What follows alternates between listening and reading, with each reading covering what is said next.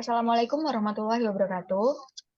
Perkenalkan, kami dari kelompok 6 akan menjelaskan tentang analisis kandungan yang mempengaruhi kualitas red wine dengan menggunakan metode regresi linear.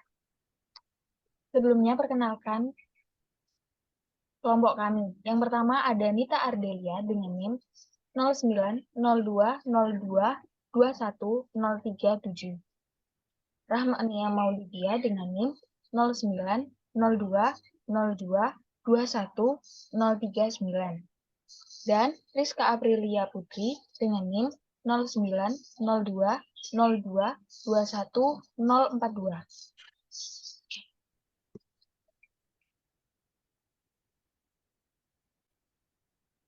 Bahasan yang pertama yaitu kita akan mengenal tentang red wine atau anggur merah.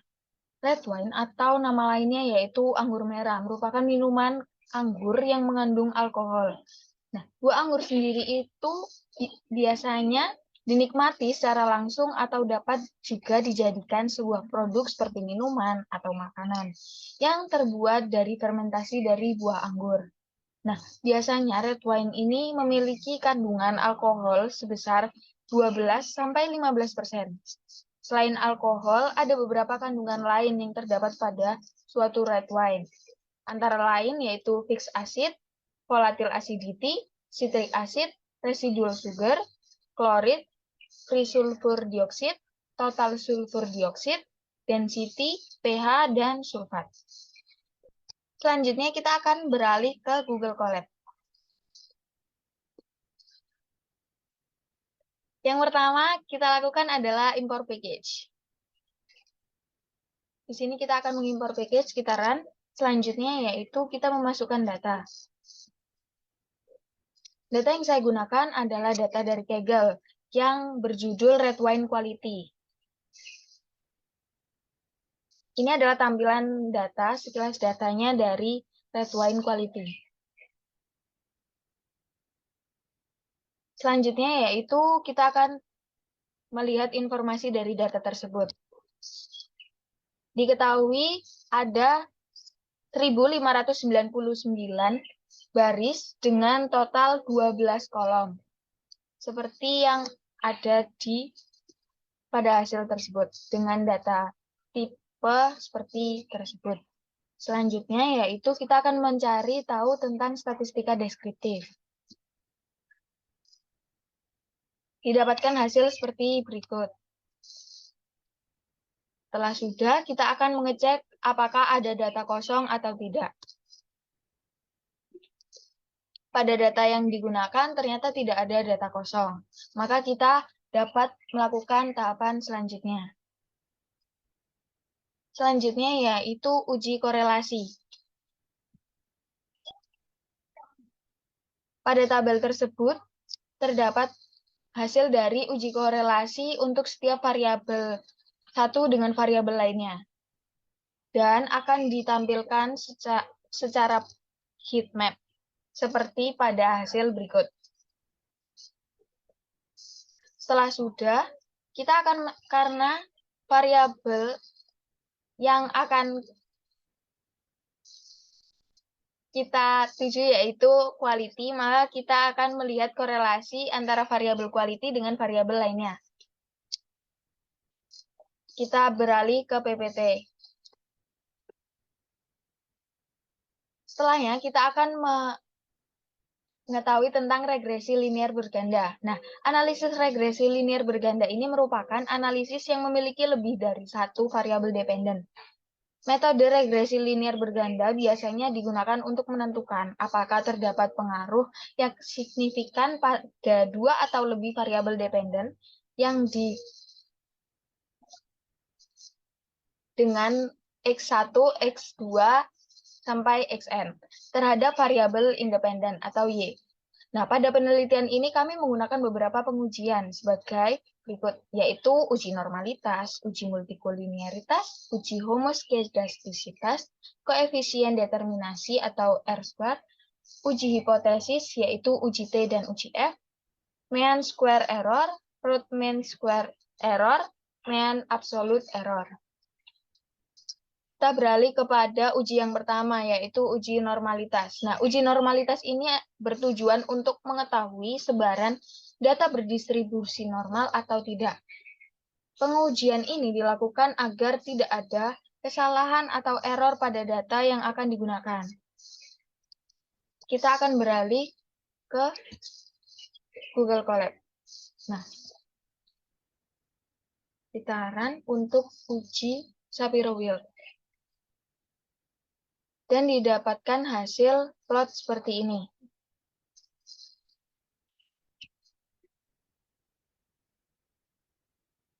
Berdasarkan pengujian menggunakan Shapiro-Wilk tersebut, didapatkan plot seperti tersebut yang menggambarkan yaitu persebaran residual berada di sekitar garis lurus atau garis merah, yang berarti bahwa data tersebut berdistribusi normal. Selanjutnya yaitu uji homoskedastisitas. Nah, uji homoskedastisitas ini digunakan untuk menguji adakah kesamaan atau perbedaan dalam sebuah variabel model regresi dari residual suatu pengamatan ke pengamatan lainnya. Kita beralih ke Google Colab. Kita run. Dan dia dapatkan hasil yaitu scatter plot seperti yang ada pada layar. Kita beralih lagi ke PPT.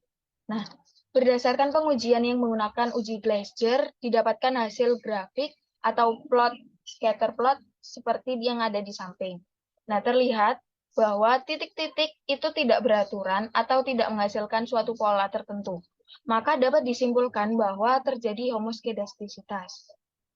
Selanjutnya yaitu uji multikolinearitas.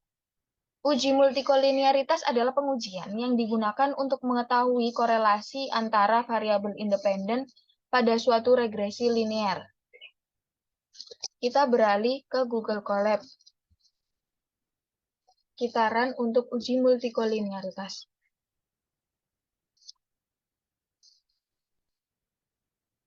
Dan didapatkan hasil VIF seperti yang ada pada layar.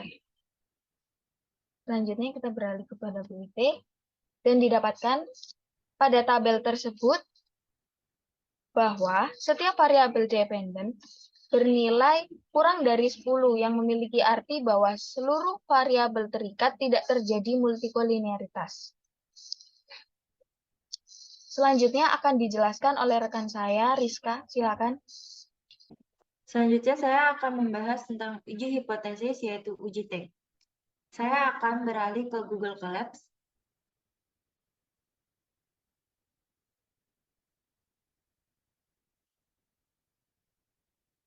Saya akan membagi data training dan data testing.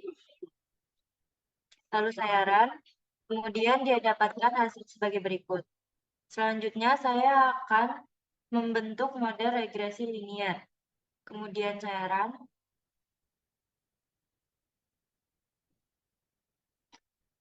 Setelah itu didapatkan hasil sebagai berikut. Saya akan memasukkan ordinary least square. Kemudian saya run. Nah, di sini akan terlihat tabel ordinary least square atau tabel OLS. Dari tabel OLS ini akan didapatkan hasil dari uji T dari masing-masing variabel. Yang pertama, p-value dari variabel fixed acidity, yaitu sebesar 0,5419. Kemudian variabel volatile acidity sebesar 0,0000. Kemudian variabel critic acid sebesar 0,2551. Kemudian variabel residual sugar sebesar 0,32770. Kemudian variabel klorid sebesar 0,0008. Kemudian variabel free sulfur dioxide sebesar 0,2510. Kemudian variabel total sulfur dioksida sebesar 0,0009. Kemudian variabel density sebesar 0,4301. Variabel pH sebesar 0,1593. Variabel sulfat sebesar 0,0000 dan variabel alkohol sebesar 0,0000. Kemudian saya akan beralih ke PPT-nya lagi.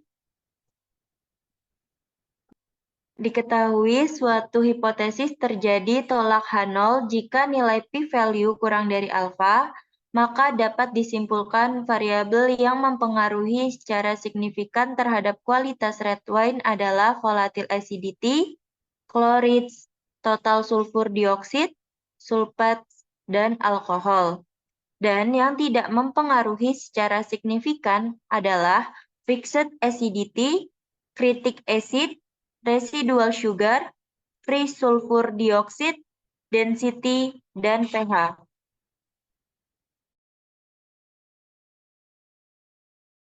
Selanjutnya yaitu uji hipotesis pada uji F. Pada uji F bertujuan untuk mendeteksi mengenai seluruh variabel independen yang berpengaruh terhadap kualitas wine.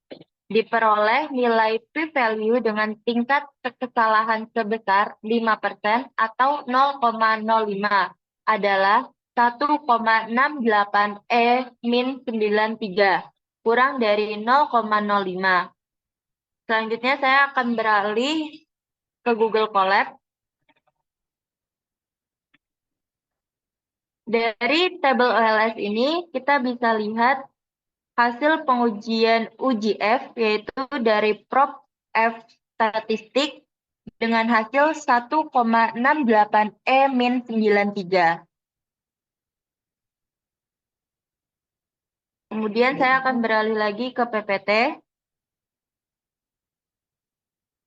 Dari hasil tersebut didapatkan kesimpulan H0 ditolak, sehingga terdapat pengaruh yang signifikan antara semua variabel independen terhadap kualitas red wine.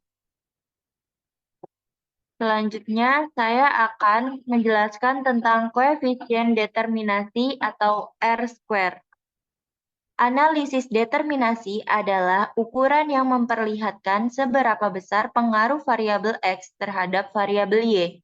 Analisis ini digunakan untuk mengetahui persentase pengaruh variabel independen secara serentak terhadap variabel dependen. Berdasarkan uji regresi linear berganda, diperoleh nilai R-square dalam kurung R kuadrat sebesar 0,350. Kemudian saya akan beralih ke Google Colab.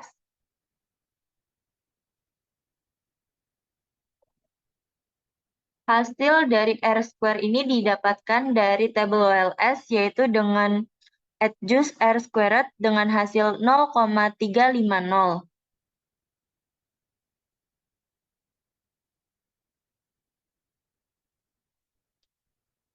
Nilai tersebut menunjukkan bahwa kandungan yang ada dapat memberikan pengaruh terhadap kualitas anggur merah sebesar 35%, sedangkan 65% dipengaruhi oleh kandungan lainnya yang tidak diujikan pada penelitian ini. Selanjutnya akan dijelaskan oleh rekan saya, yaitu Nita Ardelia. Uji selanjutnya yaitu mean squared error atau MSE. MSE digunakan untuk menghitung tingkat akurasi suatu periode prediksi yang dapat dilakukan dengan cara mencari selisih besaran atau ukuran kesalahan prediksi dalam data prediksi terhadap data aktual. Semakin kecil nilai MSE, maka prediksi akan semakin akurat. Selanjutnya saya akan beralih ke Google Colab.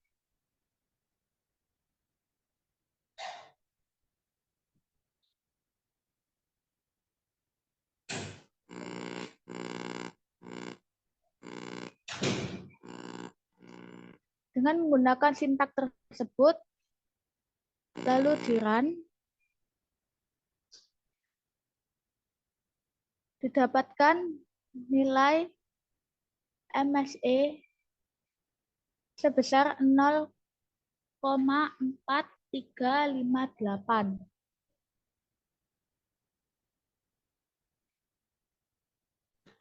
Kembali ke PPT. Berdasarkan pengujian MSE didapatkan hasil sebesar 0,4358.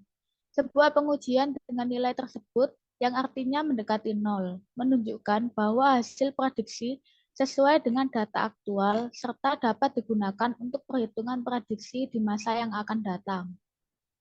Uji selanjutnya yaitu root mean squared error atau RMSE. RMSE merupakan penjumlahan kuadrat error atau selisih antara nilai aktual dengan nilai prediksi. RMSE digunakan untuk mengukur kesalahan atau keakurasian suatu model. Kita beralih ke Google Colab.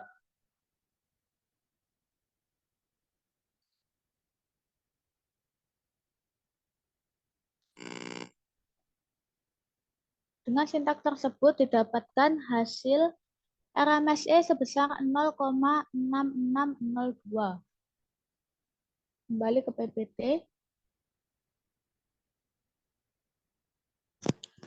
Semakin kecil nilai RMSE atau mendekati 0, maka hasil dari prediksi sesuai dengan data aktual atau akurat. Hal ini menunjukkan bahwa variasi nilai yang diperoleh mendekati variasi nilai observasinya. Uji selanjutnya yaitu mean absolute error atau MAE. Metode ini digunakan untuk mengevaluasi metode prediksi dengan menggunakan jumlah dari kesalahan yang absolut. MAE mengukur ketepatan prediksi dengan menghitung rata-rata estimasi error atau nilai absolut dari setiap error. Kita beralih ke Google Colab.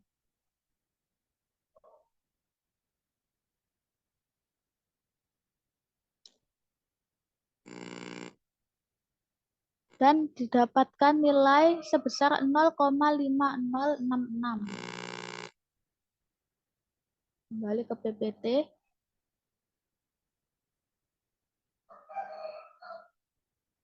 Sama seperti pengujian MSE dan RMSE, semakin kecil nilai MAE, maka semakin baik suatu model regresi dalam melakukan prediksi. Nilai MAE tersebut terkategorikan mendekati 0, yang artinya hasil prediksi mendekati data aktual atau akurat. Selanjutnya yaitu perbandingan prediksi. Beralih ke Google Colab.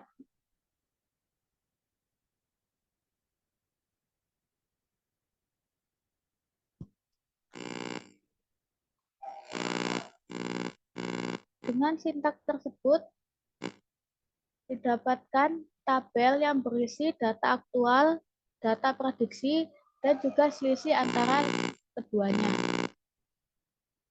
Kembali ke PPT.